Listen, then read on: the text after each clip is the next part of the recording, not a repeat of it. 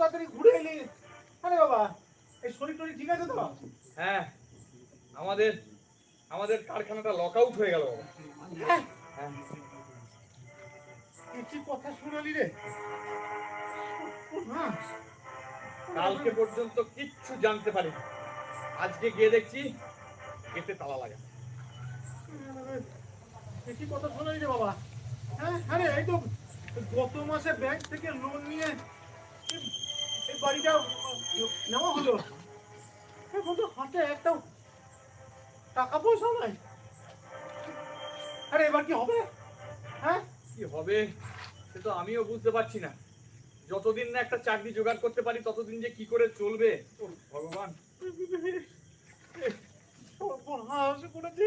কি হবো গরুর মধ্যে ফেললে ভগবান? শেষ বয়সে তুমি আমার কপালে এই লিখেছিল ভগবান।